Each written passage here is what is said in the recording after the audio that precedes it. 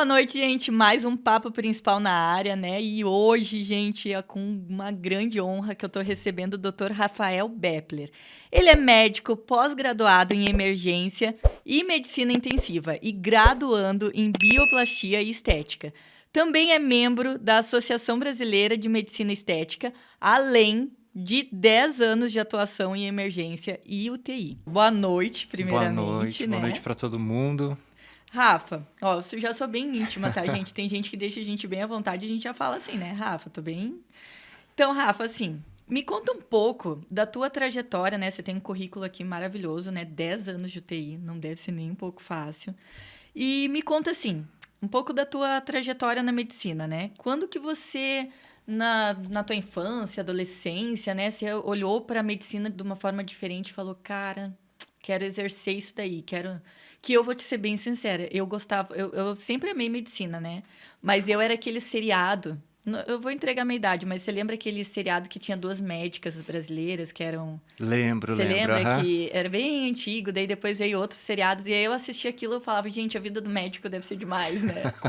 E você, como é que foi? Então, na realidade é assim, eu quando pequeno eu nasci com um problema congênito cardíaco, né? Aham. E infelizmente acabou sendo diagnosticado um pouco tardio.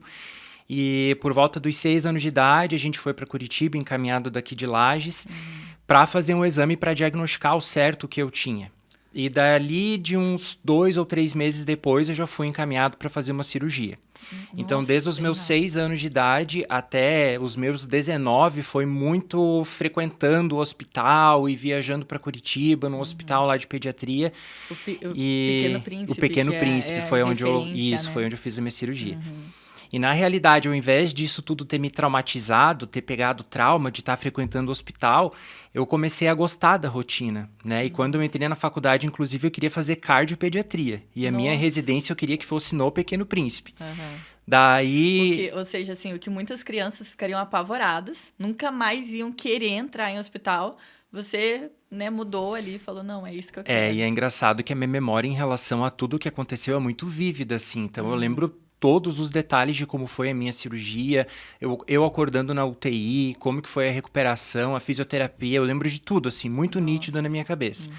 Mas, assim, a gente convivia com os residentes e eu sempre tinha uma admiração muito grande, assim, por quem Uhum. era médico e Eram a os teus heróis, questão... né? Exatamente, Aham. né? E o acolhimento lá foi muito legal, né? A parte Sim. da psicologia, todos os médicos, assim, foram fantásticos.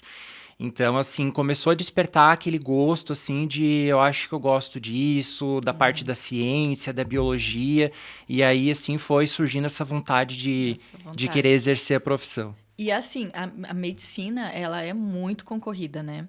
E aí você já vem do histórico de médicos, né, na família, já tinha condições, ou você é de uma família assim, não, vamos, né, como vou fazer medicina, mas e aí? Como que eu vou fazer? Porque uma coisa é Sim, a vontade, outra coisa é fazer, né, cursar a medicina. é. Como que foi, assim? A minha mãe era professora, meu pai era mecânico. Então, Uhum, eu sabia que se eu quisesse fazer medicina em algum momento, teria que ser em uma universidade pública, né? Porque a uhum, gente não tinha condições de pagar uma faculdade particular. A mensalidade de medicina é sim, exorbitante, né? muito alto. Então, eu sabia que tinha que ser em alguma universidade pública. Eu estudei a vida inteira em escola pública, então eu entrei em cursinho, né? Até para Uhum, conseguir custear o cursinho, eu fazia monitoria no próprio cursinho para para ajudar conseguir. ali nos custos. E tentei 3 anos. 3 anos Nossa. prestando vestibular para as universidades federais e estaduais. E no meu último ano de pré-vestibular, assim, que eu mesmo falei para mim, que já estava rolando uma pressão em casa de nunca Aham. passar, eu falei para mim mesmo, eu vou tentar mais esse ano e se não der certo esse ano, eu vou fazer Vou outro curso desistir. na área da saúde e depois eu vou fazer medicina, mas desistir não existia possibilidade. Ah, sim, que legal. É, É que muitas pessoas, assim, pô, tentou 3 vezes e a idade, por mais que seja jovem, a idade vai passando, você fica assim. a gente se sente Você pressionado, fica, né? não, pô, não passei, você já vai naquela pressão. Mas você sempre tinha Não. ali, não, vou Tanto ser é que a minha médico. mãe até queria pagar psicóloga pra mim porque eu era ficcionado na Ficcionado, medicina, meu né? Deus. Eu assistia os seriados o House, Grey's Aham, Anatomy e eu me via fazendo aquilo. sim. Então não existia a possibilidade de desistir pra mim, e sim talvez de adiar o sonho, mas desistir não. E no meu último ano, a minha mãe, ela falava muito de eu fazer a prova do Enem e tentar a bolsa do ProUni, que na época algumas universidades ainda ofereciam. Sim. Mas para mim era totalmente impossível conseguir bolsa do ProUni, né? A concorrência era muito alta e depois a gente passa por uma entrevista para ver a questão financeira da família. Mas enfim, ela acabou me inscrevendo na prova sem eu saber e chegou assim umas 2 semanas antes da prova e disse, ó, tal final de semana você tem a prova do Enem. Deu, mas por que eu vou fazer a prova do Enem? Ela, não, você vai fazer porque a gente vai tentar, é uma opção, vamos tentar. Deu, mas nunca que eu vou conseguir, a concorrência é muito alta, e depois vem entrevista, mas tá, então tá bom, vamos fazer. Foi a prova mais relaxada, entre aspas, que eu fiz. Eu tinha o costume sempre de fazer a redação e refazer e passar a limpo. Eu fiz a redação direto na folha da redação, eu respondi todas as questões sem revisar nenhuma e fui para casa, assim, pensei... Foi um teste, né? Eu jamais vou conseguir. E quando eu cheguei em casa, depois, posteriormente, teve a prova da Federal de Santa Catarina, fiquei com 11 pessoas na minha frente, ninguém desistiu. Nossa Senhora. Fiz a Federal de Santa Maria, passei para a segunda fase da redação, daí na redação ficaram umas 20 e poucas pessoas também, ninguém desistiu. E eu pensei, vou dar uma olhada no gabarito do Enem. Quando eu fui olhar a prova, na época eu acho que eram 62 questões, eu tinha acertado 58 e tirado 10 na redação. Uau! Então eu pensei, meu Deus, a nota eu tenho, né? Agora eu preciso conseguir entrar, mas eu não fazia ideia de como que funcionava. Daí entrei no site do ProUni, me inscrevi, a gente selecionava as universidades, acabei sendo selecionado para a Unisul ali de Tubarão. E graças a Deus, assim, que eu acho que foi realmente uma bênção de Deus de ter me dado tranquilidade naquele momento para fazer a prova. A gente passou pela entrevista e eu consegui a bolsa de 100% e consegui realizar o meu sonho. Eu acho muito legal contar isso, porque assim, eu tenho minha irmã que ela faz medicina na Argentina.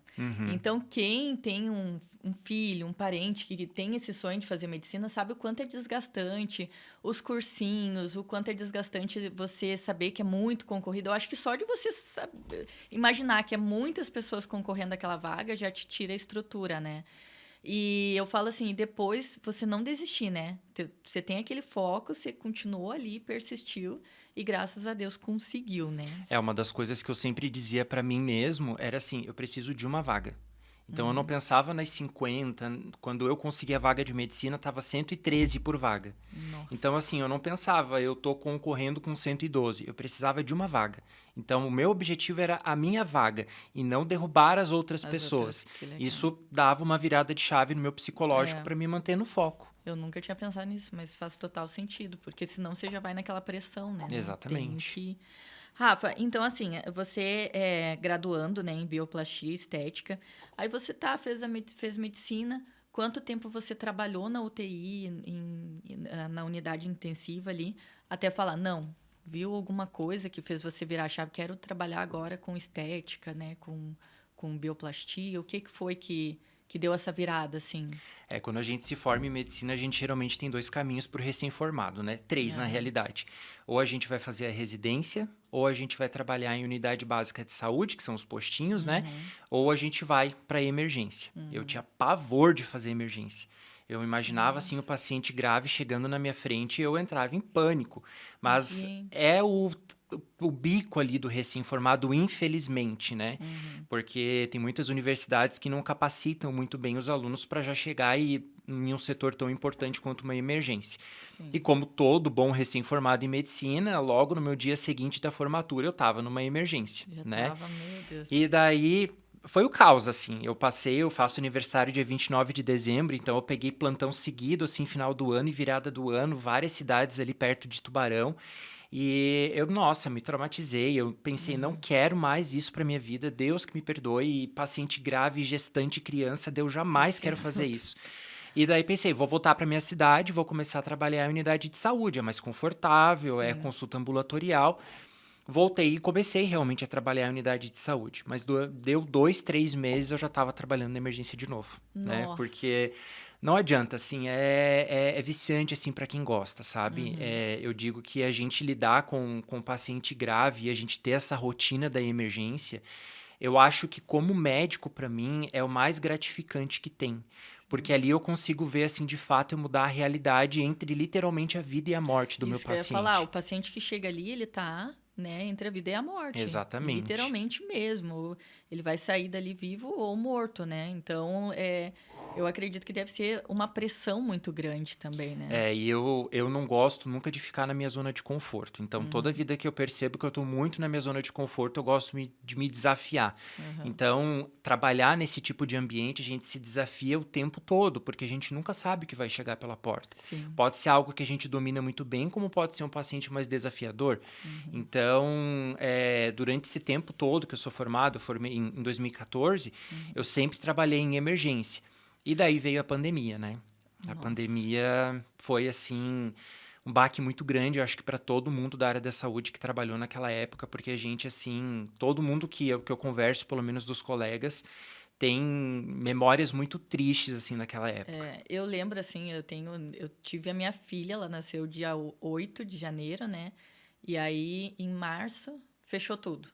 E eu lembro que, assim, era desesperador, porque não era nem eu, né, como pessoa, não como médica, mas eu lembro, assim, que eu ficava, gente, a gente não sabe o que vai acontecer amanhã. A gente não sabe se a pessoa que está do nosso lado hoje está viva, mas nós não conhecíamos o vírus, a gente não sabia o que ele podia causar, mas ele estava matando todo mundo. Então, você saía na rua, sabe, eu saía de casa, aí a roupa que eu chegava para pegar minha filha, na porta, né? Eu olhava se não vinha ninguém, eu já começava a tirar minha roupa, tirar tudo, aí era muito. Eu falo assim, essa pressão, a gente ficava, imagina os médicos, né? Porque vocês viram colegas de vocês morrerem, além de muitas pessoas, famílias morrerem, né? Então foi muito difícil para todo mundo, na realidade, ali que estava conosco, né? Tanto. Enfim, a gente virou uma grande família, né? Os técnicos, os enfermeiros, por isso que eu falo tanto da questão da multidisciplinaridade dentro da saúde. E foi um momento, assim, que foi de evolução profissional muito grande para mim.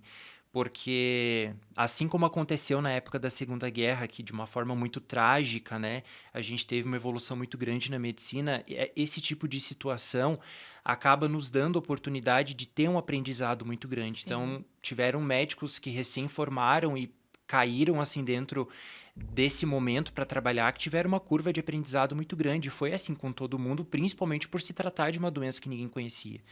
Então, nesse momento, né, eu caí de cabeça mais ainda dentro da emergência e surgiu a oportunidade de ir para a UTI. Então, eu consegui acompanhar meu paciente desde o momento que ele dava entrada dentro do serviço de emergência até a alta dele dentro da UTI. Sim. E daí, ali, eu pensei, eu acho que eu tô gostando disso daqui também, vou fazer a pós-graduação. Daí, encontrei a pós-graduação em emergência e medicina intensiva, concluí ela, atuei um pouco mais dentro da UTI, mas acabei tendo que sair porque assumi alguns outros cargos, né? Mas hoje eu ainda mantenho a minha atuação em uma UTI móvel. A gente faz transporte de pacientes que estão aguardando leito de UTI e que, de certa forma, a gente acaba trabalhando muito com a medicina intensiva ali também. Sim. E, Rafa, você falou assim que vocês acabaram se transformando médicos, enfermeiros, auxiliares, né? Numa grande família. E eu vejo que você é bem ativo assim, no Instagram, de defender os profissionais que atuam na área da saúde, de estética, né? Que são farmacêuticos, dentistas, né? Foi aí que surgiu essa tua vontade de defendê-los, né? De ajudá-los a também crescerem, né? Que eu acho assim, esse mercado da estética, nós já vamos voltar, tá? Ele vai explicar como que entrou a estética, mas é que eu tô dando uma puladinha aqui porque eu sou curiosa mesmo. Mas foi nesse momento que começou esse teu olhar assim mais humano, né? Com esses outros profissionais. Márcia, eu acho que tiveram vários momentos assim na minha vida que eu pude observar com mais carinho essas pessoas, sabe? Mas assim, eu acho que o momento mais importante para mim foi quando eu era recém-formado e fui fazer plantão em hospitais de interior e eu tive a oportunidade de trabalhar com enfermeiros, técnicos de enfermagem assim com 15 anos, 20 anos de atuação. E como eu te falei, muitas vezes a gente sai da faculdade, a gente não sabe muito como tratar os pacientes ou de algumas situações que caem na nossa mão. E te digo que se não fossem alguns profissionais, enfermeiros, técnicos, a me socorrer em alguns momentos, inclusive fechando o diagnóstico de paciente, auxiliando a gente a como fazer a medicação do paciente, talvez alguma coisa ruim teria acontecido. Né? Então, ali eu comecei a ter uma admiração em relação a essa questão da medicina multiprofissional, multidisciplinar, né? E em relação aos outros profissionais praticando a estética, eu não digo que eu faço uma defesa, porque eu acho que a gente tem que Não defender precisa, alguém talvez, que né? faz algo errado. E eles não Exatamente. estão fazendo nada errado, muito pelo contrário. Eles estão também achando a oportunidade deles de trabalhar em uma área que está totalmente aberta e cabe muito mais pessoas que são dedicadas para trabalhar, né? Então, eu tive a oportunidade de fazer cursos na área da estética com dentistas, com biomédicos, com farmacêuticos, pessoas assim que são têm tanto conhecimento, sabe? São pessoas que fazem estética com tanta ciência que eu admirei cada vez mais, assim, Aham. essa parte, assim, de você juntar o conhecimento da odonto com o conhecimento que eu tenho como médico, e você pega o farmacêutico e o enfermeiro, e você vê que todo mundo realmente tem capacidade para aquilo. E daí chega naquele outro ponto que daí a gente tem a classe médica, né, que ainda critica bastante esses profissionais de atuarem em uma área que antigamente era Talvez é reservada isso, né? mais para a atuação da medicina, mas a gente sabe que hoje tudo está evoluindo, o conhecimento Sim, não é algo restrito, né? Eu não exatamente. tenho como limitar o que você vai saber. A internet está aí, os livros estão aí. Se você quiser fazer odontologia, mas você quiser saber mais sobre o funcionamento do corpo humano, você vai se dedicar a aprender Sim, isso. E por que que eu, como médico, vou limitar o teu conhecimento ou dizer até onde você pode ou não pode? A gente sim. sabe que tem os conselhos que regulamentam isso e a Tudo. gente respeita muito isso, né? E isso é muito importante, assim, porque é um pensar fora da caixa, né? A realidade, assim, a gente vê muitos médicos, né, criticando o serviço de outros profissionais, sendo como eu falei, que, né, como você falou, hoje em dia a informação, cursos ótimos de pós-graduação, né, existem, então capacitam, né? Só basta o profissional procurar e se especializar, né? Então, mais espaço para todos existe sim, né? Com E certeza. cabe a todos conviverem, né, de uma forma mais harmoniosa. Eu acho que esse é o segredo, não, né, não tem muito mais o que se falar, né? É o segredo, a gente tentar conviver bem. Rafa, agora vamos então entrar na parte da estética, né? Daí você estava lá fazendo né, trabalhando como intensivo Plantão e mais no plantão. plantão, e aí tá, do nada, falou assim, agora eu vou trabalhar com medicina estética. Como que foi isso? Existe uma coisa que o médico, se ele não prestar atenção, ele deixa muito de lado, que se chama qualidade de vida, né? Ó, Às vezes a gente se engana quando a gente acha que a gente está trabalhando tantas horas no mês e consegue, sei lá, fazer uma viagem no final de ano e a gente acha que isso é qualidade de vida. E quando veio a pandemia, e eu comecei a observar colegas partir, não só médicos, como tantos outros profissionais que trabalham muito, né? A rotina de hospital é muito desgastante e principalmente a enfermagem eu vejo assim que eles para conseguir um salário decente eles têm que fazer jornada tripla às vezes, né? uau. Então eu comecei a observar isso e eu pensei, eu preciso ter mais qualidade de vida, né? Do que adianta às vezes a gente trabalhar tanto e a gente não aproveitar a família, a gente não aproveitar o que é mais simples na nossa vida, que são as pessoas que estão com a gente. Então, assim, na minha área que eu trabalho hoje, que é a questão da emergência, da sala vermelha, do paciente mais crítico, não é qualquer profissional que consegue ter a habilitação para trabalhar e que o nosso Aham. chefe tem segurança para colocar o serviço nas nossas mãos. Então acaba que pressiona um pouco a gente a se sobrecarregar muito de plantão e de trabalho. E eu realmente, assim, tava cansado, sabe? De ver tanta coisa triste, de ver tanta É situação. E é desgastante, né? demais, paciente oncológico, que você vê fazendo aquelas cirurgias mutiladoras, sabe? E convivendo demais, assim. E quando eu vi, eu tava simplesmente no automático, trabalhando, voltando para Existindo. casa. Eu pensei, não, eu preciso fazer alguma coisa que me dê mais ânimo, sabe? Que me faça ver a vida de uma forma diferente do que só paciente grave. Por mais que eu goste muito dessa área, eu precisava de alguma coisa que me motivasse mais a ver a vida de uma forma diferente. E daí eu pensei, por que não talvez tentar trabalhar com um perfil de paciente que está procurando melhorar a autoestima, com procedimento estético, alguma coisa mais nesse sentido, mas aliando a saúde, a parte comportamental e psicológica também. E aí surgiu a ideia de talvez tentar começar a atuar dentro da área da estética. Sim. E E você está falando, eu estou prestando atenção, porque assim, quando você fala de estética, você faz todo, né? É todo um cuidado que tem, que não é só assim, eu achei que a tua resposta seria assim, não, eu resolvi melhorar o rosto, queria deixar uma pessoa mais bonita. Não, mas você vê que é todo um cuidado com a saúde, em primeiro lugar, para depois chegar na parte física, diria assim. É todo um emocional, todo um espiritual, muitas vezes, mas para depois chegar ali naquela parte física de falar, não, agora eu preciso dar uma ajustadinha, né?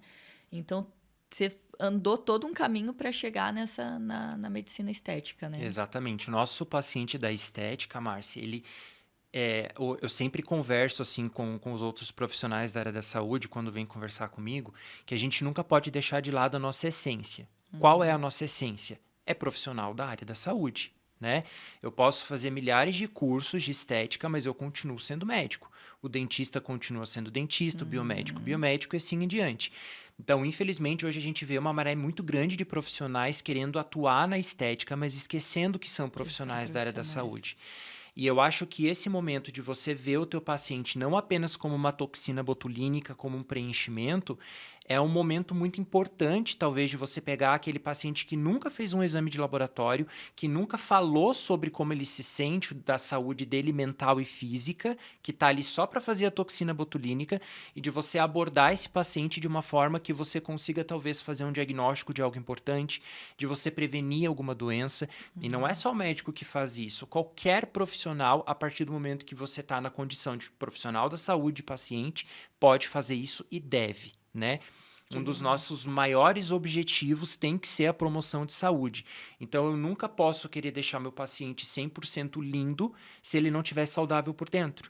Uau. Então, eu tenho pacientes que chegam assim e falam, mas doutor, é só uma toxina botulínica, é só um botox que eu quero fazer. Eu falo, eu entendo, mas deixa eu te conhecer. Eu quero saber os teus hábitos, eu quero saber como que você se alimenta, se você faz atividade física, qual é a história que tem na tua família de doenças, né? Porque eu quero conhecer quem está sentando na minha cadeira, né? Então, é muito importante isso para mim. Sim, no caso hoje, assim, eu marquei uma consulta lá. A primeira consulta, ou antes, nós conversaríamos. É isso que eu nunca fiz, tá, gente? Ainda não fiz, mas eu tô querendo, tá? Muito. Sim, Daí, eu prezo sempre a marquei consulta. hoje, aí você vai me perguntar, né? A gente vai fazer aquela anamnese, seria isso? Os pacientes, eles são homens principalmente, mas as mulheres às vezes gostam de algumas coisas a mais. Mas geralmente o pessoal é muito objetivo no que quer, né? Eu quero fazer um preenchimento labial. Tudo bem, a gente vai fazer o seu preenchimento. Mas assim, como que você tá? Você tá se sentindo bem? Como que tá o teu trabalho? Você tá muito estressado? Você não tá? Você tá se alimentando bem? Você tá dormindo bem? Porque assim, as pessoas precisam entender, Marci, que nada vai funcionar, seja a medicação que a gente toma para controle da pressão arterial, seja o alimento que a gente come, seja o melhor bioestimulador do mundo que eu coloque na tua pele. Nada vai funcionar se você não estiver saudável. Você nunca vai ficar bonita se você não estiver saudável, porque as coisas não funcionam. Se o nosso organismo não estiver desinflamado e em equilíbrio, a gente não vai conseguir atingir o nosso objetivo. Então, assim, eu prefiro muito mais ter talvez essa conversa que pode ser chata para o paciente, porque ele não vai fazer de cara o procedimento dele, mas eu vou ter esse paciente comigo sempre, porque eu vou estar melhorando, eu vou estar potencializando aquilo que ele está pedindo para mim. Então, a partir do momento que eu consigo desinflamar o meu paciente, deixar ele saudável, fazer ele largar vícios que não são bons para a saúde da pele, para a saúde do coração, no geral, eu acho que eu consigo esse paciente por mais tempo comigo, né? Sim. E a gente não vai se beneficiar apenas de um procedimento estético, a gente beneficia o nosso paciente como um todo. Sim. Então, esse é o meu principal objetivo, assim, é fazer o procedimento estético, mas também fazer com que ele entenda que a saúde dele é o mais importante de tudo.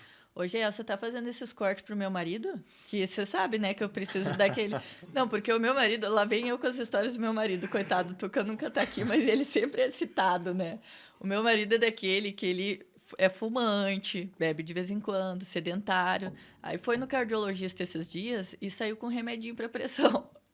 Aí ele falou assim, Márcia do céu, pensa no remédio bom. Agora eu tô bebendo minha cervejinha, nem ressaca tô tendo. Então, assim, resolveu todos os problemas dele com o remédio.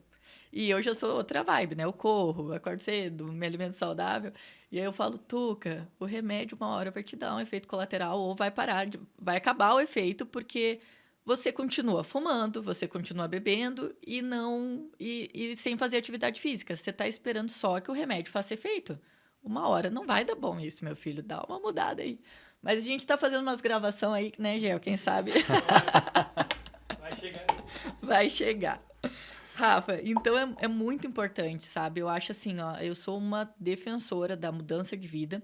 Eu já tive sobrepeso, ainda luto contra isso, porque eu falo assim, é uma luta diária. A obesidade, ela é uma doença, né? E você ter profissionais que você vai chegar no consultório e vai te ouvir, né, é muito importante. Porque eu até marquei uma frase aqui, que a estética, ela é muito assim, a expectativa, o cliente chega com uma expectativa, mas você está vendo a realidade ali. Ou seja, a cliente é fumante, né? Não pratica atividade física, a pele é toda ressecada porque não bebe água, né? Então tem todo um cuidado que é de dentro para fora e muitas vezes a pessoa acha que vai aplicar uma enzima ali e pronto, resolveu todos os problemas, né? Você disse tudo. A mudança ela tem que acontecer obrigatoriamente de dentro para fora. Eu não sou aquele tipo de médico radical que não vai Sim. fazer o procedimento porque o paciente não é saudável. Não é assim. Mas eu gosto de conscientizar de que, como na situação do teu marido, né? Deu uma medicação para pressão, obviamente vai baixar a pressão dele. Sim. Mas para mim isso é de uma lógica de um tratamento inverso, né? Eu acho que muitas doenças a gente consegue controlar e até curar se a gente mudar o estilo de vida, né? Se a Sim. gente perder peso, praticar atividade física, se alimentar saudável. Então, parte de um pressuposto de que o fato de a gente estar saudável vai acabar refletindo em tudo na nossa vida. E isso é muito nítido, né? Você que pratica atividade física, você sabe, né? Quando a gente faz essa mudança, primeiro a gente fica um pouco mais cansado, depois a gente tem disposição, melhora a nossa imunidade, a gente para de ficar tão doente, a gente está mais disposto, muda o ânimo, muda tudo. Só que é difícil, né? É Porque muito difícil.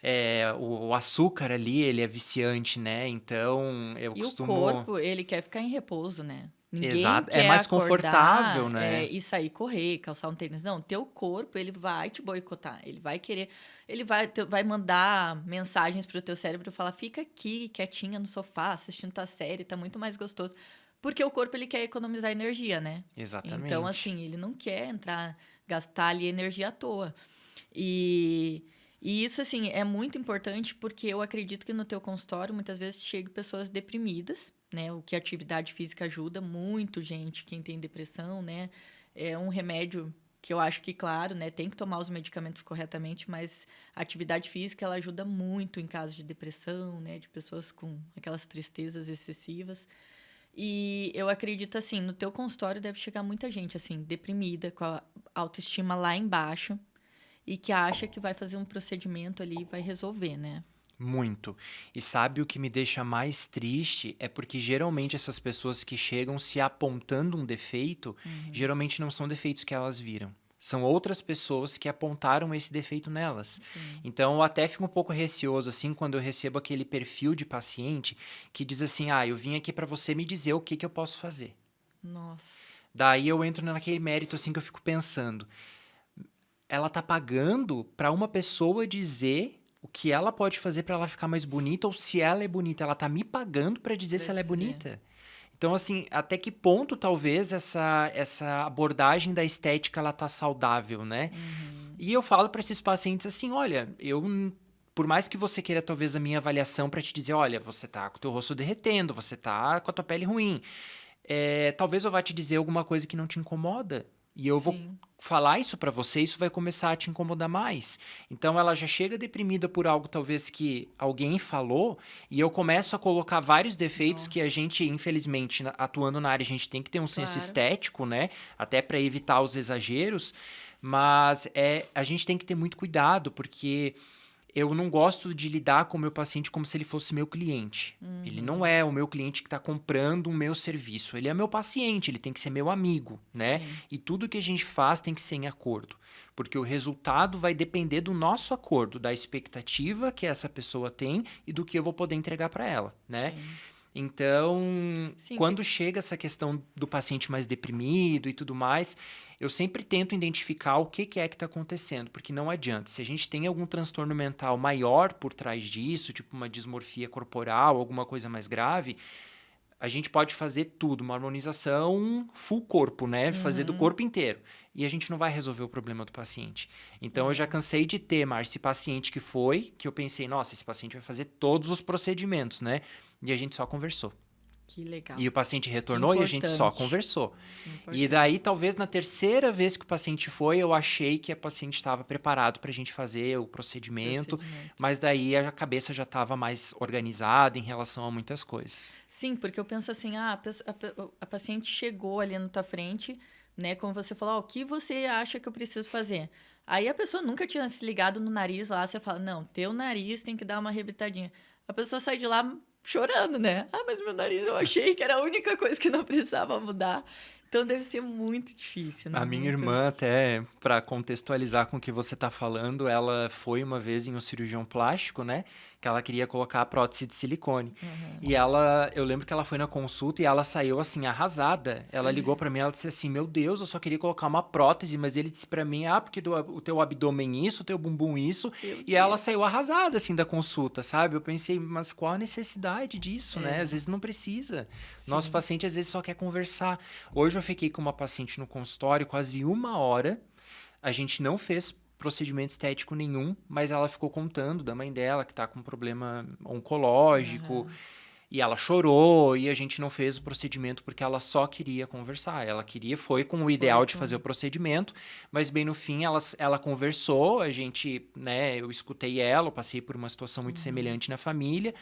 E a gente falou, não, tem outro paciente para atender agora, vamos se encontrar uma próxima vez e a gente faz o teu procedimento. Nossa, que E ela importante. agradeceu porque ela precisava compartilhar e Deus é tão maravilhoso porque, assim, colocou Ele cria oportunidades. a paciente com a mãe exatamente com a mesma doença que a minha mãe teve e a gente trocou ali experiência e ela, assim, filha única, ficou extremamente agradecida e tranquila. Então, assim, eu tô atuando na parte da estética, mas, assim, não é só procedimento estético, é mudança de vida, né? Em todos os aspectos. Que lindo. Eu acho, assim, é esse o papel do médico, do profissional da saúde, né? Do profissional da saúde. É você ouvir muitas vezes o teu paciente ali e detectar o probleminha ali, né? Mas principalmente ouvir. E o mundo, ele tá muito em falta disso. Nós temos muita informação, o que você quiser, você sabe hoje, mas a gente não tem muitos ouvintes, né? São poucas pessoas que estão ali emprestando ouvido para escutar o que a gente tem para falar. Então, isso é muito importante, né? E até, continuando nesse assunto, né, Rafa, recentemente faleceu uma paciente ali, aquela menina super jovem que era assistente que fez de palco. lipoaspiração no joelho, que fez, né? a lipo no joelho, né, que era um lipoedema. E aí a gente começou a se perguntar, eu li uma postagem até na internet que falava bem assim, a culpa não é dela, a culpa não é do médico. A culpa é de uma sociedade que exige um padrão de beleza inatingível, né? Então, até que ponto que é saudável isso? Até que ponto que a gente está buscando uma beleza excessiva, né? Se transformar num rosto padrão? Porque eu estava estudando, né, gente? Sempre estudando. O padrão de beleza, ele não é simétrico, né? Não sei se é essa a palavra. Existem, como a gente trabalha na estética, a gente, como eu te falei, precisa ter senso estético, né? Então, existem várias coisas que a gente estuda dentro da estética, como cefalometria, todas as simetrias da face, os terços, várias coisas, assim, de um rosto supostamente perfeito, né? Que a gente, obviamente, nunca vai encontrar. Então, as simetrias são importantes, mas o que traz a beleza não são as simetrias, né? É cada pessoa ter a sua individualidade e ter a sua beleza. Só que o problema da sociedade impor um perfil específico de beleza faz com que a gente deixe de enxergar o que é belo na gente.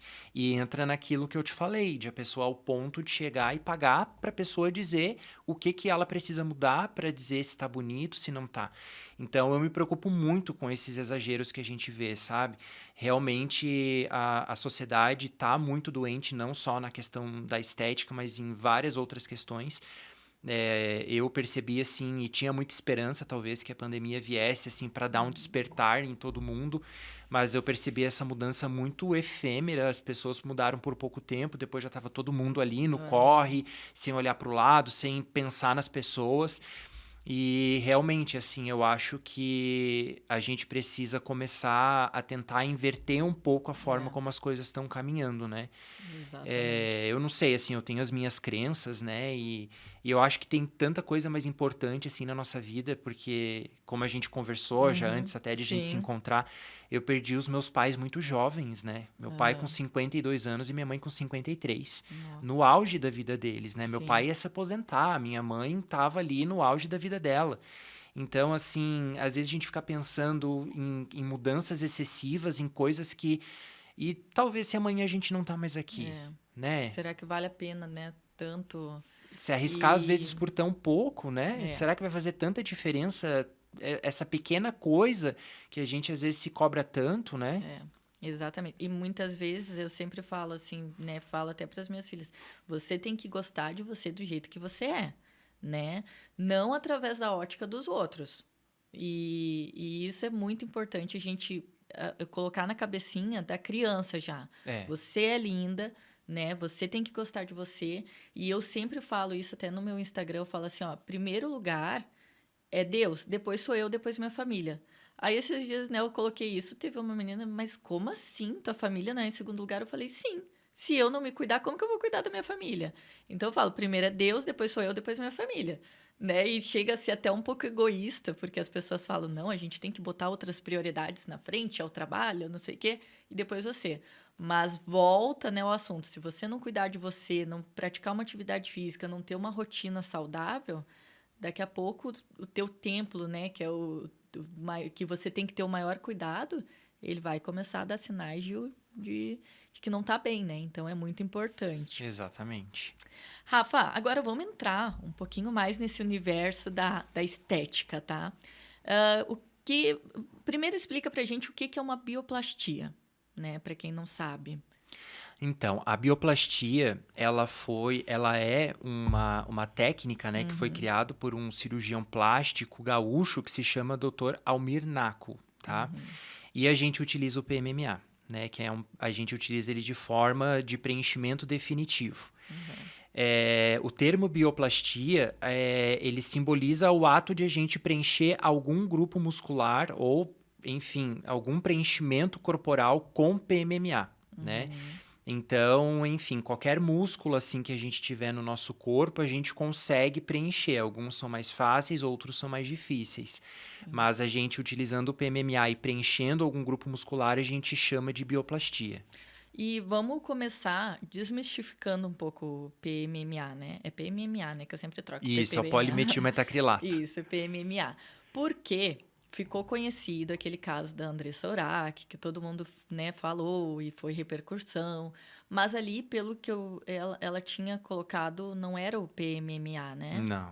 E aí foi que deu as necroses, tudo que Isso. aconteceu, né? Porque, antes de você falar, porque assim, gente, o PMMA, ele é um produto que pode ser usado, como que fala, é validado pela Anvisa, né? Aprovado pela Anvisa. Aprovado pela Anvisa.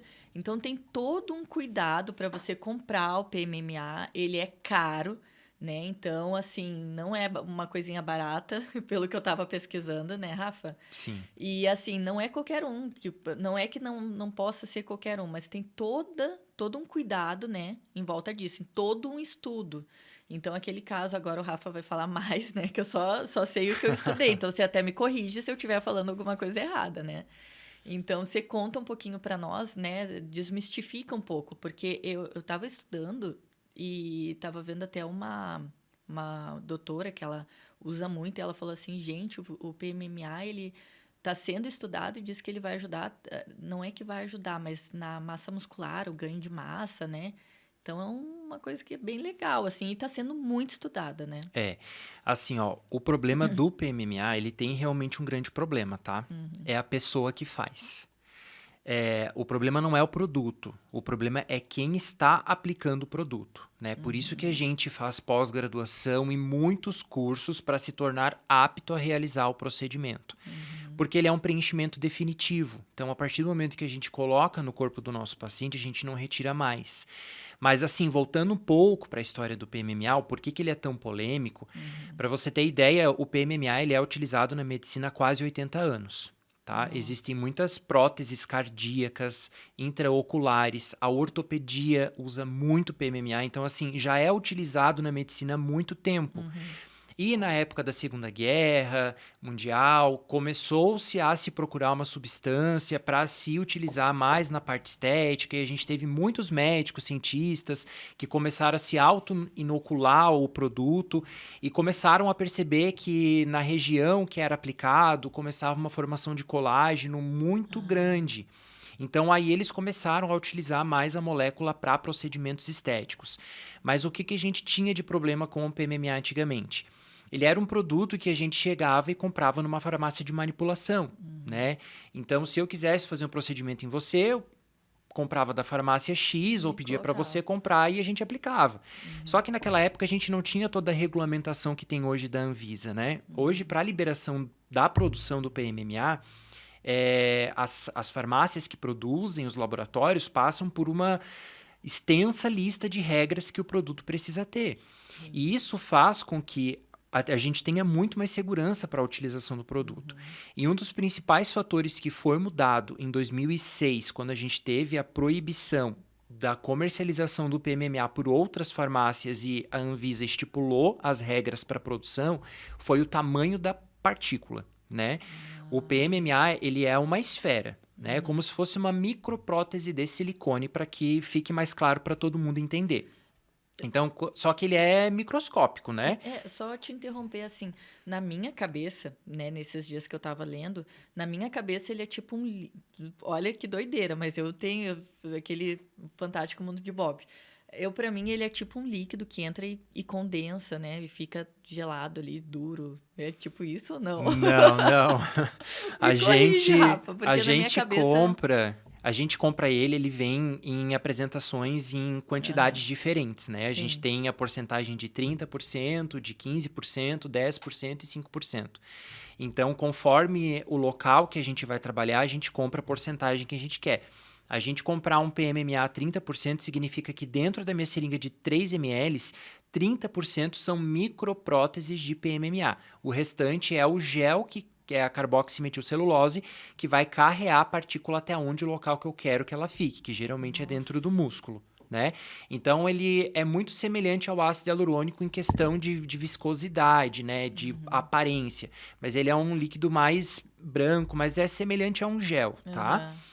E hoje a gente, com toda essa regulamentação da Anvisa, a principal mudança que nos trouxe segurança para o uso desse produto foi a regra no tamanho da partícula, né? Hoje a gente sabe que o PMMA que existe no mercado para a gente utilizar, o tamanho dele é entre 35 e 40 micras. Então, a gente sabe que esse tamanho de partícula, a nossa célula de defesa, quando a gente coloca dentro do músculo, ela não consegue fagocitar, comer aquela partícula. Então, ela vai começar a chamar outras células para começar a produzir algum tipo de tecido que faça aquela partícula ficar ali, né? Porque o nosso corpo entende, é um corpo estranho. Se a gente não consegue destruir ou levar para algum lugar que vai destruir, eu preciso deixar ele aqui. Então, a principal célula que vem é o fibroblasto. E o fibroblasto é a célula que produz colágeno. Então, a gente coloca o PMMA, as células de defesa vêm, tentam degradar, destruir, pegar aquela partícula, levar para algum lugar e não conseguem. Então, elas chamam as outras células para deixar aquela partícula fixa onde ela está. Então, começa toda a produção de colágeno e aí a gente consegue a volumização, né? Ou, se não, só o bioestímulo de colágeno mesmo. Então, todos esses mitos que tem, de que o PMMA migra, de que ele é uma bomba relógio, de que vai dar problema, isso não procede. Isso vai acontecer no paciente que faz com o profissional que não é habilitado para realizar a técnica adequada. Se eu aplicar no plano que não é para ser aplicado, eu posso ter problema. Mas se a gente fizer a técnica adequada, esse produto não vai gerar problema futuramente. E eu estava vendo que o PMMA, ele é uma das técnicas mais usadas, né? Muito mais, até teve uma comparação que eu vi, que assim, é muito usado. E o Brasil é o segundo, né? Só perto dos Estados Unidos. E ele é tão usado e fala assim, ó, quais os procedimentos que deram errado com o PMMA, né? Se você for ver, são mínimos, e normalmente quando acontece, é justamente isso que você falou, né? Foi um produto comprado ilegalmente, que não é o PMMA, porque se você for pesquisar, jogar aí no Google, claro, daí assim, acontece um caso lá, aí eles explodem, né? Exatamente. Porque é que nem cirurgia plástica. Cirurgia plástica, quantas são feitas por ano, por dia, né? E aí um paciente morre, a cirurgia plástica, né? É Então, condenada, né? só que eu acho que faz parte, né? Não é assim que a gente tem que se acostumar com isso, mas é uma margem, Claro. E né? assim, ó, todo procedimento ele tem risco. Se você tirar o teu sangue Exatamente. para fazer um exame, você tem risco de fazer uma lesãozinha, uma infecção, então todo procedimento tem risco. Nenhum procedimento é 100% isento de risco. Só que infelizmente a gente tem uma mídia hoje que é preguiçosa, né? E não busca as pessoas certas para entender o que aconteceu. Então é muito mais fácil você pegar uma influencer, alguém que teve algum problema com algum tipo de preenchedor e você colocar a culpa no PMMA sem você ir atrás para se certificar que o produto realmente era esse, do que você falar que foi silicone industrial, que foi Sintol, que foi ADE e tantos outros preenchedores que clínicas clandestinas utilizam por aí, né? Sim. Então, como você citou, o famoso caso da André Surak, né? André Surak tem PMMA até hoje no bumbum. Vai ver o bumbum dela para você ver. É lindo, né? O problema ela teve na coxa com hidrogel. Não foi com PMMA. PMMA. Mas a mídia acabou Ficou. divulgando isso e todo mundo hoje, inclusive até nas minhas redes sociais, quando eu falo sobre PMMA, Tudo. citam o nome dela e falam sobre outras pessoas que são conhecidas. A Gretchen também, que teve um deslocamento do produto. Então, assim, infelizmente, se a pessoa ela não quiser ter um pouquinho de paciência, estudar e procurar em fontes confiáveis a respeito do produto, ela vai ter esse tipo de opinião superficial. E foi isso que eu ouvi um médico falar. Ele falou assim, ó, eu gosto quando o paciente chega e ele sabe o que ele quer e ele estudou o que ele quer. Ele não chega assim, ah, mas será que o PMMA é seguro? Mas ele falou, mas mesmo que o paciente chegue assim, eu vou explicar tudo para ele. Falar, agora você tem informação, você decide se quer fazer ou não. Né? Exatamente. Eu recebo esses dois perfis de paciente. Hoje eu ainda tive uma paciente que chegou, ela sabia tudo de PMMA. Ela estudou, ela procurou artigos científicos sobre Olha que PMMA. importante, né? Então, assim, ela chegou no consultório, ela sabia tudo. Mesmo assim, a gente conversou, explicou tudo. Mas quando o paciente chega, assim, por curiosidade, né? Vê aquele bumbum bonito ou, enfim, outro local do corpo que a gente trabalha. E eu percebo que está inseguro, eu não faço procedimento. Isso. Né? Eu faço a minha função de explicar o que é. Mas se eu percebo que o paciente está assim, empolgado para fazer, mas ainda está com receio, eu falo, não, vai para casa, lê um pouquinho, dou né, referências para a pessoa estudar, para conhecer a respeito do produto, e quando você estiver 100% seguro do que você quer, você volta para a gente fazer o teu procedimento. Porque a gente não... É uma coisa definitiva, né? Você não pode ter dúvida na hora de você fazer. Então, você tem que ter muita confiança no profissional que está fazendo o procedimento em você e no produto que você está colocando, né? Eu jamais, na minha vida, colocaria algo em algum paciente que eu não tivesse 100% de certeza que isso seria benéfico para ele. Né? Eu acho que seria criminoso da minha parte trabalhar com algum produto que pudesse prejudicar a saúde do meu paciente. Eu não me formei médico para isso. Né? Então, assim, se hoje eu trabalho com o PMMA é porque eu tenho convicção de que ele é seguro. Daí os pacientes falam, ou alguns colegas assim que não entendem, mas você faria na tua família? Tenho e faria. Né? Qualquer pessoa da minha família que quisesse fazer, eu faria. Eu tenho. Né? Então, assim, é questão de pesquisar, estudar e entender, né? Sair da caixinha, né? Porque realmente a gente teve um produto no passado que tinha seus problemas, mas hoje ele é regulamentado, ele é liberado pelo FDA nos Estados Unidos, que é uma organização que quase todas as medicações que a gente usa no Brasil são aprovadas por esse instituto de pesquisa, né? Então tem aprovação do FDA nos Estados Unidos, Europa, todas essas regiões usam. Então, no Brasil, a gente tem também o CFM reconhece, a gente tem a liberdade de estar utilizando o produto, uma né? legislação, né? Inicialmente, a gente tinha era-se mais usado o produto em pacientes HIV positivo para correção de lipodistrofia. Então, se utilizava o PMMA antigamente, mas para correção estética nesses pacientes. Todas as pessoas, Marci, todas as pessoas que vêm falar alguma coisa comigo no Instagram, a primeira coisa que eu faço, você quer conversar? Quero. Geralmente são médicos, tá? Sim. Então, beleza, vamos conversar. Eu largo assim, uns 30 artigos científicos falando do PMMA, comparando com ácido hialurônico, comparando com bioestimuladores, mostrando a segurança e tudo mais. E tem muito, vou te interromper, Rafa, mas tem muitos médicos ainda que porque assim, eu fui pesquisar e eu tive 2 semanas para pesquisar. Eu já achei, né, médicos importantíssimos falando, estudos importantes. E ainda tem profissionais da saúde que vêm, bate de frente, fala que não é seguro, que, né? Tem bastante, muitos, né? Entra numa questão, assim, um pouco mais delicada em relação a tudo isso, mas a gente costuma ver bastante profissional. Mas graças a Deus, assim, Marci, a gente consegue combater a desinformação com ciência. Né? Então, toda vez que a gente vê uma informação que não corresponde à realidade, a gente combate com ciência. Então, foi o que eu te falei. Quando o profissional está disposto a conversar comigo sobre PMMA, eu dou uns 30 artigos para ele ler.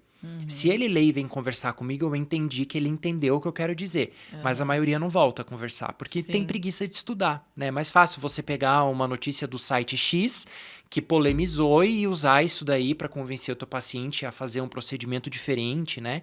E o que eu acho mais legal, assim, dentro do PMMA, saindo um pouco da questão estética, mas não deixando de estar, né?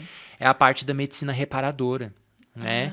Aqueles pacientes que nascem com síndromes raras, com agenesias musculares, né? Falta algum músculo, algum osso, e que com o PMMA a gente consegue fazer o que a cirurgia plástica não consegue fazer, né? Em São Paulo a gente vê muito esses pacientes com paralisia facial, que tiveram algum acidente de carro, perderam parte da calota craniana, da face.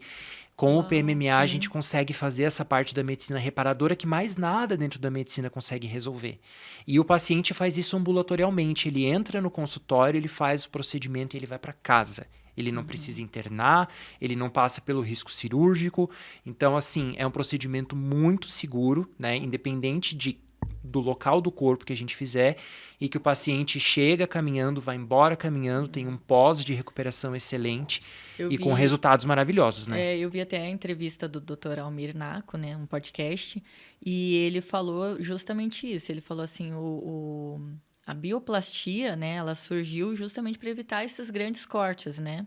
E para a pessoa já poder voltar ativa no outro dia, né? Então, assim, você poder usar isso para uma distrofia, para uma doença, é muito importante, né? E se você parar para analisar, tudo na medicina está se encaminhando para o minimamente invasivo. Tudo. Hoje, as cirurgias de abdômen, se você puder, você faz tudo por vídeo, né? Porque a gente sabe que o estresse no organismo do paciente é menor, né? Tudo na medicina se encaminha para o minimamente invasivo.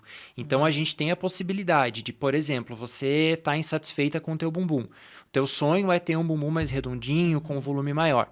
Se a gente tem a possibilidade de fazer isso de forma segura, dentro de um consultório médico, né, com todo o aparato de segurança possível, por que a gente não pode optar por esse produto que tem toda a regulamentação, tem aprovação da Anvisa e é seguro, e vai submeter talvez esse paciente, que pode ter alguns riscos, né, a colocar uma prótese de glúteo, por exemplo, não dizendo que a prótese de glúteo ela não é boa, ela tem suas indicações, mas assim, ela não se compara a um preenchimento com PMMA no glúteo. Isso tem um doutor de Maringá, né, que eu já seguia antes de o doutor Eduardo. O doutor Eduardo e a esposa dele, a doutora Luísa. E ele é um cirurgião renomado. Até eu comecei a seguir ele, que eu morava em Maringá, e eu via os abdômenes que ele faz, que eu achava, assim, perfeito, né? Meu sonho um dia, sabe? Aí eu comecei a seguir e depois eu comecei a ver ele realmente partindo. E ele coloca ainda prótese de silicone, só que a esposa dele começou a fazer uns bumbum tão perfeito, né, que é muito bonito o trabalho da doutora Luísa. E ele falou, não, realmente, né, a bioplastia ela entrou para melhorar isso, e você pode chegar ali em lugares que muitas vezes a prótese vai ficar, né, que a bioplastia resolve. E eu falo assim, pô, um cara que poderia falar assim, não, a prótese é a área dele, né? Cirurgia plástica, não, a prótese, tem todo mundo que botar prótese, né? Mas não, ele falou, não, realmente, a bioplastia é muito melhor na questão de bumbum do que... Nessa pós-graduação que eu faço em São Paulo de bioplastia, a gente tem a felicidade de ter aulas com cirurgiões plásticos, assim, renomados como o Eduardo. Tem um outro médico, que é o Eduardo Teixeira, do Rio de Janeiro, que também é cirurgião plástico, e ele trabalha muito com pacientes que fizeram procedimentos em clínicas mais duvidosas, com preenchedores que não são aprovados pela Anvisa. E são pessoas, assim, que realmente eles têm revolucionado, né? Até dentro da cirurgia plástica, ensinando para os colegas cirurgiões, né? O quão seguro é o uso do PMMA. Isso. E eles dizem para nós, assim, que a prótese de glúteo, ela tem as suas indicações. Sim. Assim como o PMMA também tem, né? Então, o paciente que vai se beneficiar da prótese, ele vai colocar a prótese no bumbum. O paciente que se beneficia do PMMA, vai colocar o PMMA. Então, assim, a gente não veio para tentar roubar a área de atuação de ninguém. Muito pelo contrário. Entra naquela questão que a gente já conversou, né? Tentar unir todos os conhecimentos para oferecer o melhor resultado possível e o mais seguro para o nosso paciente. Exatamente. E assim, agora, né, na tua clínica ali, o que você mais... Qual o procedimento que mais pedem? Agora eu estou começando a trabalhar mais com o PMMA. Com PMMA. Porque assim, a divulgação em si já é difícil, né? Porque infelizmente... A fonte de pesquisa das pessoas hoje é o Google. Né? Então, assim, eu publico lá o PMMA, vários comentários desnecessários, mas algumas pessoas se interessam e vêm procurar. Então, assim, estou começando a receber alguns pacientes, né, que se interessam pela bioplastia. Homens, né, que a gente consegue melhorar... principalmente a performance da hipertrofia muscular, que você até citou, né? A gente tem estudos, né, que mostram que quando a gente coloca o PMMA no plano intramuscular, dentro do músculo, devido a toda a produção de colágeno e formação de novos vasos sanguíneos, quando a gente está lá treinando, fazendo musculação, ele faz com que chegue mais nutrientes dentro do músculo. Então, ele potencializa a hipertrofia do músculo. Então, a gente vê em São Paulo mulheres assim que têm PMMA no bumbum há 4, 5 anos dizendo, eu já nem treino mais glúteo. Porque parece que não vai parar de crescer. E realmente, assim, aquele pump que dá depois do treino, quem tem o preenchimento, né?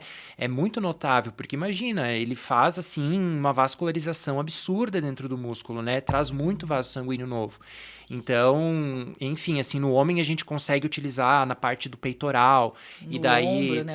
Ombro, aqui deltoide, bíceps, que você trabalha tríceps. Ali, não...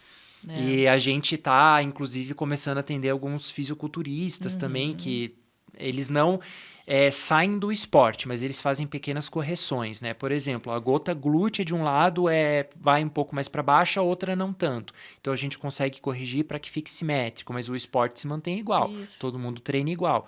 Mas existe, sim, essa questão da melhora. É uma correção, na verdade, né? Ele não vai querer ficar musculoso, não adianta chegar lá, não, eu quero agora, você faz aqui o quem humano em mim. Não tem como, ele não vai ficar forte do dia para a noite. Né? Você vai retocar algumas imperfeições, algumas coisas que a pessoa que né, é um esporte que tem que ser muito... como que fala? Tem que ter muito esforço, disciplina, né? Muita né? disciplina, essa é a palavra. Então, assim, você só vai corrigir. E a pessoa vai continuar com a disciplina dela, com a alimentação, com o esporte, tudo bem certinho. E eles são muito conscientes também, né? Eles gostam do esporte. Então, os fisiculturistas que nos procuram é realmente para corrigir pequenas coisas. Agora, os demais pacientes que nos procuram, eles, assim, realmente, assim, às vezes até...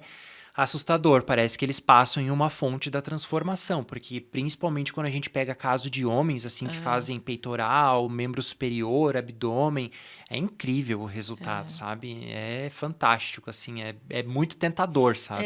E eu achava que não tinha como, então tem. Tem como sim, você se transformar. Não assim, eu acho assim, ó, eu particularmente não gosto de trabalhar com exageros, tá? Mas você sabe que a gente encontra de tudo por aí. Então, assim, eu gosto sempre de trabalhar com o meu paciente, explicando para ele que tudo é um processo de construção. Mas tem colegas e colegas. Tem colegas que gostam de fazer o procedimento tudo em uma vez só e tem colegas que não gostam, né? Vai da forma como cada um trabalha. Claro. Mas você pode sim fazer, né? Depende de como tiver a tua saúde. Porque assim, Márcio, diferente de um preenchimento com ácido hialurônico, o PMMA a gente é um pouco mais criterioso para fazer, tá? Você tem que fazer exames de laboratório, você precisa fazer alguns exames de imagem, né? Antes de a gente realizar o procedimento, para a gente ter 100% de segurança de que você está bem e apto para realizar o procedimento. Só vamos explicar aqui para quem é leigo, né, qual a diferença do ácido hialurônico, né, que também é injetável, para o PMMA. Porque, né, quem não entende, o ácido hialurônico, se eu não me engano, ele tem um tempo de duração. Sim. É isso? O ácido hialurônico é uma substância que o nosso corpo produz, né? E a maioria dos preenchimentos, tanto na harmonização facial, até agora na parte corporal, ainda se usa o ácido hialurônico, né? A gente utiliza ele a partir de reticulação, que é tamanho de partícula também, para dar mais volume, para dar menos volume.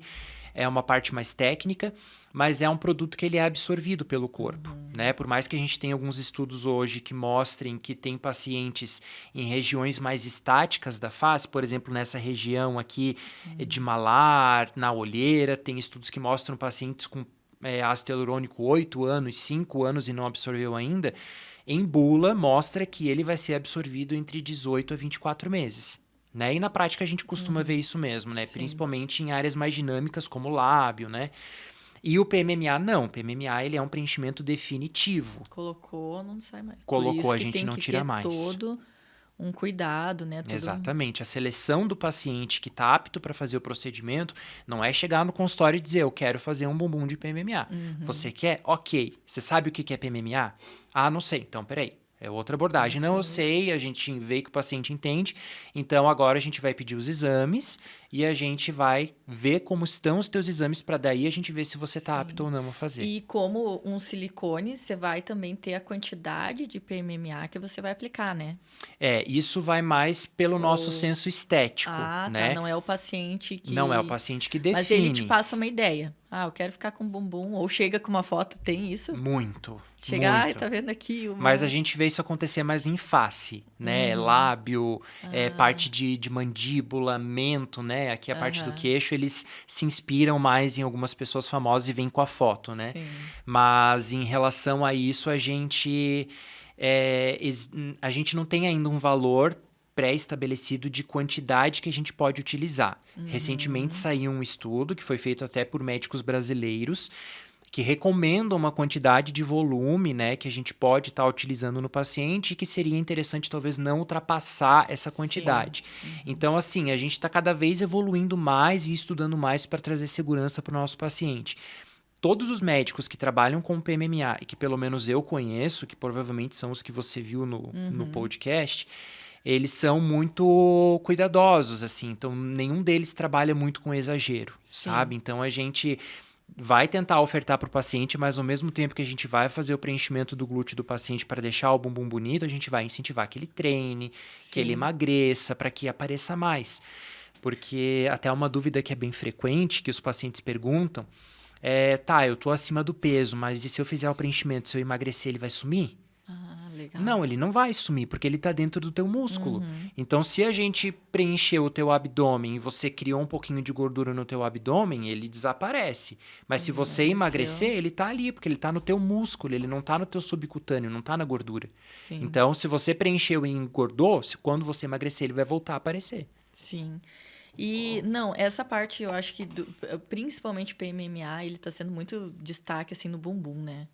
Que eu vejo, assim, pelo que eu pesquisei ali, claro que pode ser usado até na face, né? Tem ali as correções, tudo. Mas o top que todo mundo tá querendo é o bumbum, né? Porque a gente tem visto uns bumbuns tão maravilhosos de PMMA. É como eu falei, né? É o bumbum da André Surak, né? Se você for olhar o bumbum dela, aquilo não é treino, né? Existem outras celebridades que fica meio no off aí também, que a gente sabe que tem PMMA, mas dizem que é treino, né? Então, assim, o mundo inteiro olha pro Brasil porque querem o bumbum brasileiro. Então, assim, os colegas que dão curso de PMMA recebem muitos médicos de outros países para aprender as nossas técnicas para replicar o bumbum brasileiro. Porque a mulher brasileira é muito miscigenada, né? Sim. Ela tem um formato de corpo que as europeias, que as norte-americanas não têm. Então, assim, a gente com um produto que a gente consegue quase que moldar o nosso paciente e ainda conseguir evidenciar mais ainda essas curvas, daí o mundo da estética surta, né? Todo mundo quer ter acesso. E até também eu estava escutando outra coisa, que quando o paciente chega, uma quantidade, ele pensa, né, num volume alto, sempre o médico tem essa visão de colocar um pouquinho a menos, né? Para não se assustar, assim, né? Porque tem vezes que o paciente quer aquele tamanho, mas acaba depois que se assusta e depois que tá lá não dá para tirar, né? Até, então, sempre até com ácido hialurônico eu também trabalho assim. Também. Sempre errando pro menos do que pro mais, Exatamente. né? Porque querendo ou não, se o paciente vai lá fazer um preenchimento labial com ácido hialurônico, tem pacientes que falam para mim, eu quero colocar 2 ml. Mas assim, como que você sabe que 2 ml vai ficar bom para você? Ou uma paciente jovem de 22, 23 anos, eu quero colocar um bumbum, eu quero ficar com um bumbum desse tamanho.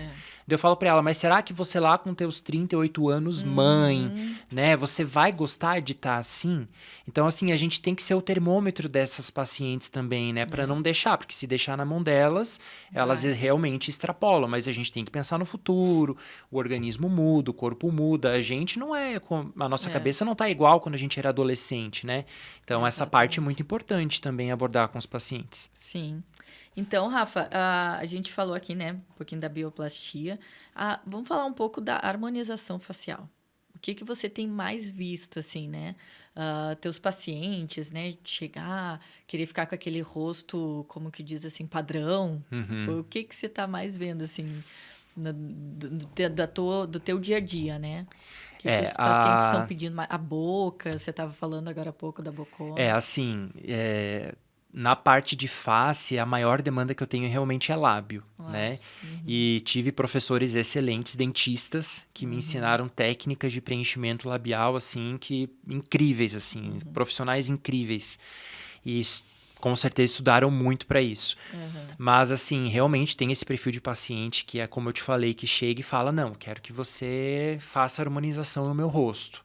Mas às vezes nem sabe o que é a harmonização do rosto, né? Porque para a gente dizer que vai fazer a harmonização, a gente está falando dos terços, né? O terço superior, o médio, o inferior, distâncias.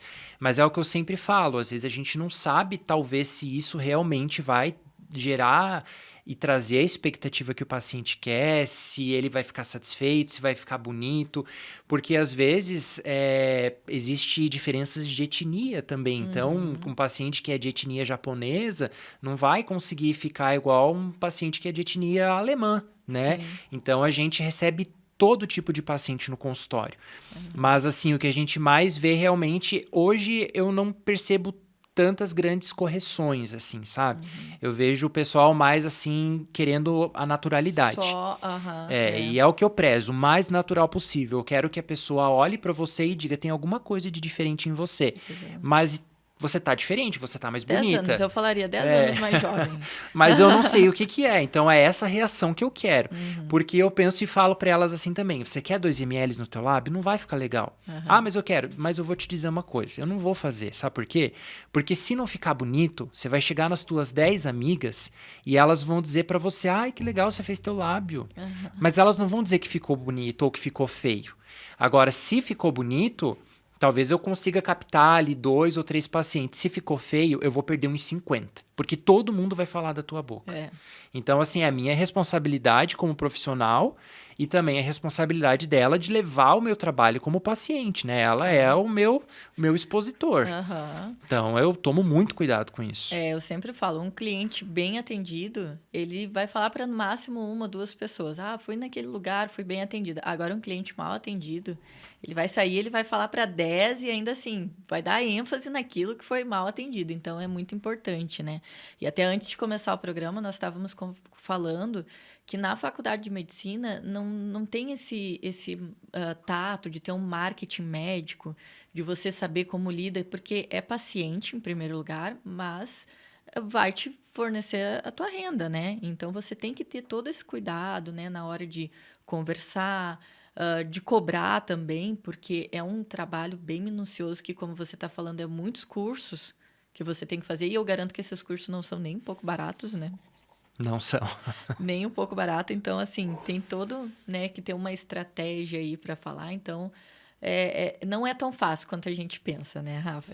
A gente tem que estudar bastante, a gente tem que se preparar bastante, porque a gente está mexendo talvez na parte mais delicada, que é a nossa autoestima, né? É a gente se ver no espelho, talvez com algo que a gente convive uma vida inteira e não gosta daquilo, e a gente recebe muito isso, né? Até existem alguns procedimentos que são feitos em ambulatórios para correção de vulgarmente conhecido Isso, como orelha de abano, né?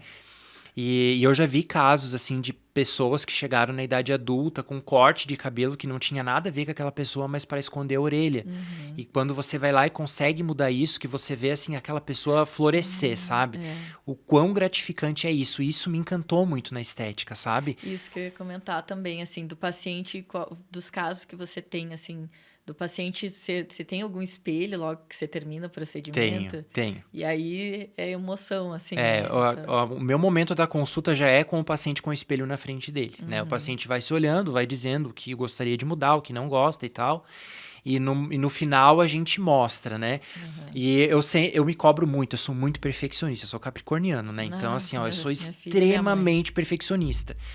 Mas eu chego em casa e fico pensando, eu poderia ter feito melhor. Eu acho que eu devia ter feito dessa forma, acho que eu devia ter colocado mais em tal lugar. E mostra a foto para algum familiar meu. Olha aqui, não, mas ficou lindo, mas não ficou, olha isso daqui. E eu fico me cobrando. Daí passa 2, 3 dias, eu olho de novo a foto, mas eu acho que ficou bonito mesmo. E a paciente extremamente satisfeita, sabe? Mas isso é algo meu, assim, é perfeccionismo meu que acaba sendo uma vantagem até, porque não vai me deixar fazer algo que não fique bonito, né? Mas eu realmente sou muito perfeccionista. Imagino, eu tenho 2 capricornianas na família, tenho 3. Mas tenho um caso de uma amiga minha que recentemente ela fez o nariz. E o nariz dela sempre incomodou. E foi também, eu acho que com fio de sustentação, Pode fazer ser, também. eu não tenho certeza. Mas eu lembro que ela falou, ela chegou muito emocionada na loja, né? Onde eu trabalho, e ela falou assim, Márcia, eu nunca tive tão feliz, assim, porque é uma coisa que, assim, ela era há anos que ela sofria com aquele nariz, né?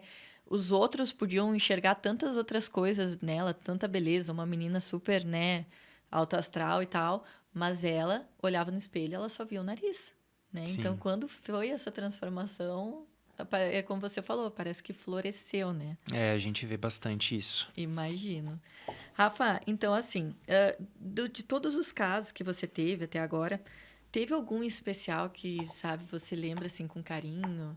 Pode ser tanto na UTI, mas ou na UTI ou na parte estética, assim, que você terminou e falou assim, obrigada, Deus, por, né, por esse dom, tô no caminho certo, assim. Eu acredito que tenha vários, né? Principalmente você que trabalha em UTI há tantos anos, então acho que tem casos... Se a gente for falar dessa parte de emergência e UTI, a gente vai ficar conversando noite, 3 dias, né? Um outro podcast pra gente falar só sobre isso, então. Porque realmente, assim, a gente viu muito caso de superação muito legal, muito emocionante, né?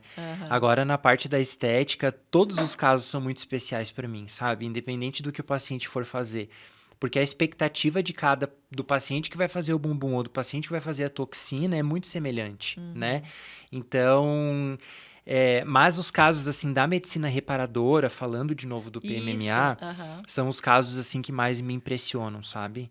E eu acompanho, assim, alguns profissionais da odontologia também que trabalham muito com pacientes com algumas síndromes também e fazem essa parte reparadora da estética. E a gente vê vários casos, assim, eu não consigo te citar um, sabe? Que a gente vê, cada dia que a gente acha que vê um, a gente vê outro melhor ainda.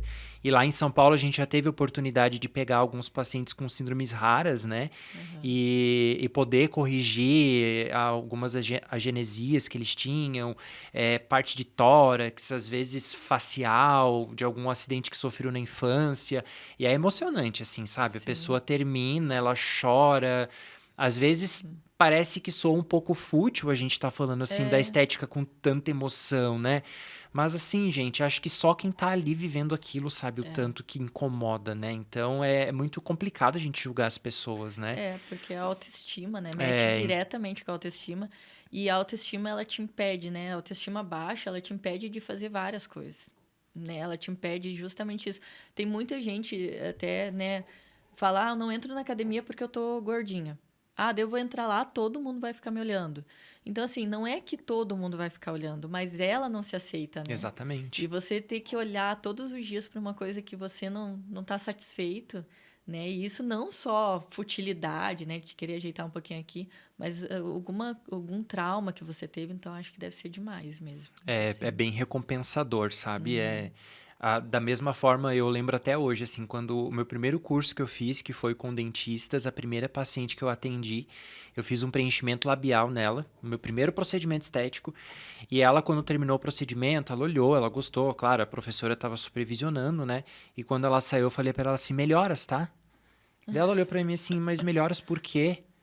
Daí eu pensei, mas é verdade, não tem que desejar melhoras Sim, pra mas ela. você tá Ela veio bem e tá saindo melhor. Mas é porque eu tava tão habituado com aquela coisa de atender gente ruim que eu saí melhoras, né? Tipo, ela tá doente, mas ela não tava doente. Ela já Sim, tava muito bem, já né? tava. Então isso daí me marcou bastante também. Hoje eu já não digo melhores, eu digo, ó, ficou legal. Ficou bom, vai ficar melhor ainda.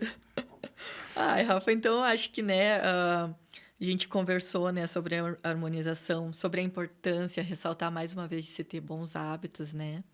E se tem mais algum caso ou alguma coisa que você acha bem importante de nós conversarmos?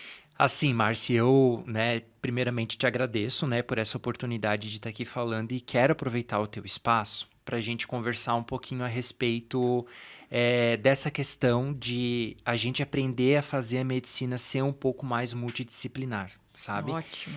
É, é uma história pessoal minha de vida, né? Eu não tenho como abrir a cabeça de alguém e colocar isso dentro da cabeça. Eu tenho 2 irmãs que são técnicas de enfermagem e eu sei o tanto que o pessoal da enfermagem luta e trabalha pesado. E na UTI, principalmente, eu aprendi isso, sabe? Que a decisão para o paciente ela tem que ser multidisciplinar. Que na UTI, geralmente, quando a gente vai falar sobre um paciente, a gente chama de round, né? A gente pega todos os profissionais que estão com aquele paciente no momento, vai na beira do leito do paciente, discute a conduta que vai ser feita, né? Muitas vezes só o médico fala, outras vezes o médico escuta a equipe, e eu sempre fiz questão de ouvir todo mundo. Eu queria ouvir o técnico de enfermagem que estava ali dando banho, trocando os curativos, alimentando o paciente, mexendo nas medicações. Eu queria ouvir a enfermeira, que tinha N cursos em intensivismo, que sabia muito sobre o paciente também. Eu queria saber a opinião da nutricionista, do fisioterapeuta, que mexia na ventilação mecânica do paciente. E eu comecei a cada vez afirmar mais para mim o quanto era importante ter todos esses olhares em cima do paciente, porque isso dava a melhor entrega que a equipe podia dar para o paciente. Então, não era decisão do médico, era decisão da equipe. E eu acho que na estética não é diferente, né? A gente precisa desmistificar um pouco isso de que o centro do conhecimento é o médico, né?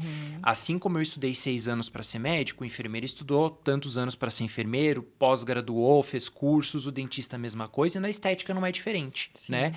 Não é porque é dentista, porque é biomédico que não pode atuar na estética. São profissionais que fizeram uma faculdade, que se especializaram e que o conselho deles permitem que eles façam o que eles fazem. E tem muitos que fazem com maestria e ensinam a gente como fazer, né? Então, quando eu apoio o trabalho deles, é justamente porque eu sei que se a gente conseguir criar essa rede de apoio, aonde um pouquinho do meu conhecimento se junta com o dentista, com o biomédico, com o fisioterapeuta, vai fazer a gente entregar um melhor resultado para o paciente. E eu acho que não tem que ser diferente disso. A gente não pode querer competir lidando com o emocional, com a autoestima da pessoa, né? Eu acho que a partir do momento que você se torna minha paciente, a minha obrigação é te entregar o melhor. E se o meu melhor for fazer eu ter que discutir o teu caso com um dentista que entende mais sobre o teu problema, com um biomédico, eu tenho que fazer isso, né? Eu não tenho que achar que, eu sou médico, então não, eu não sei fazer tudo isso e o restante não sabe. Então, assim, eu vejo que, infelizmente, hoje esses profissionais, eles sofrem muita perseguição, né? Porque, infelizmente, é uma área que a gente sabe que remunera bem, né? Então, tem esse protecionismo dentro da área, mas eu acho que aos pouquinhos a gente está conseguindo se fortalecer. Eu tenho, graças a Deus, contato com muitos profissionais de outras áreas da saúde e que é triste, assim, de ver às vezes o que acontece, sabe? Sim. Pessoas, assim, que trabalham há 15, 20 anos na área e que às vezes tem um colega frustrado lá que vai lá e denuncia e o profissional não consegue mais atuar. Então, eu acho que, assim, tem espaço para todo mundo. Como eu te falei, o conhecimento, ele não tá fechado numa caixa inacessível para as pessoas. Ele tá aí. Rafa, eu acho que isso, assim, é pensar fora da caixa. Isso, assim, é louvável, é muito bonito, porque realmente, né, o que a gente vê é um egoísmo, né, um querendo ser melhor que o outro, sendo que o mundo está com possibilidades para todos, né? E quem ganha com tudo isso é o paciente, né? Quanto Exatamente. mais vocês se unirem, trocarem experiências, trocarem ideias, mais os pacientes vão ganhar, né? E aquele médico que ele acha que ele é o centro do mundo, que ele sabe tudo, detentor de todo poder e sabedoria, eu acho que vão ficando mais para trás, E é sabe? perigoso. Eu acho que a partir do momento que a gente começa a pensar que a gente sabe tudo, principalmente na área da saúde, eu acho que tem que acender um Principalmente. alerta. Porque ninguém sabe tudo, É. né? Como aconteceu recentemente de um paciente ter um problema numa clínica de estética com uma biomédica. Isso pode acontecer comigo, né? E daí, pelo fato de eu ser médico, a abordagem vai ser diferente? Não. Talvez eu Sim. saiba prestar os primeiros socorros, essa profissional não sabia, mas a consequência é igual, foi uma fatalidade. Ninguém sai Sim. de casa querendo necrosar o nariz de alguém, Não, sim, de né? jeito Isso nenhum. são fatalidades que acontecem. Claro, existem profissionais e profissionais. Tem gente que se qualifica, tem gente que realmente sai na loucura querer fazer as coisas. Sim. Mas aquele profissional que se dedica a fazer tudo certinho, eu realmente apoio, tenho o meu respeito e continuo aí do lado deles lutando para que eles tenham o devido reconhecimento. É isso aí, isso é muito importante, né? Então, Rafa, mais algum assunto? Se você tiver, tá ótimo ficar aqui te escutando. Pode falar, tá? Não, senão eu vou ficar falando a noite inteira aqui. Não, isso aí tá sendo muito bom. Acredito que quem for assistir esse podcast vai se deliciar também, porque a gente está saindo daqui, né? Além de aprender um pouquinho mais sobre estética, estamos saindo daqui leves, né? Porque eu acho que a tua visão, ela é uma visão humana, realmente, né? Uma visão de querer mais para si e não só para si, né? Querer dividir teu conhecimento, adquirir conhecimento, e isso é muito importante, porque eu penso assim, ó, o médico que acha que conhece tudo, você imagina há anos atrás, né? A cirurgia é feita, a cesárea feita daquele jeito. Você imagina o médico hoje em dia continuando fazendo cirurgia na vertical, né? Não, na Uhum. vertical, na horizontal, né? E hoje não. Então, assim, a medicina, ela é uma constante transformação, né? O conhecimento que você acha que tem hoje, amanhã vem um outro médico com uma técnica diferente, já revoluciona tudo, né? Então, assim, você não pode ficar naquele quadrado achando que só você tem o conhecimento, né? Então, Isso aí. Rafa, mais alguma coisinha? Por Não, favor. eu acho que eu já falei bastante. Gente, então, mais uma vez, né, estamos aqui encerrando o nosso papo principal. E eu queria falar uma coisa, né? Depois desse papo maravilhoso, eu tenho um caderninho lá que eu sempre anoto algumas coisas. E um dia eu anotei uma coisa e eu falei, cara, eu acho que fecha bem com o que nós conversamos, né? E chama assim: autoestime-se. Autoestima é a imagem que cada um tem de si e por isso pode afetar o bem-estar. Apreço, valorização e confiança que uma pessoa tem por si própria, sendo formada ainda na infância. Viver consiste em amar. O amor é a base de todos os mandamentos. Mas como amar os outros se não amamos a nós mesmos? Quando começamos a nos privar de momentos de lazer por insegurança, algo está errado. Acenda essa luz de alerta dentro do seu coração. Você é a pessoa mais importante da sua vida. Priorize-se, autoestime-se. E assim eu encerro mais um papo principal. Muito obrigada a todos que assistiram.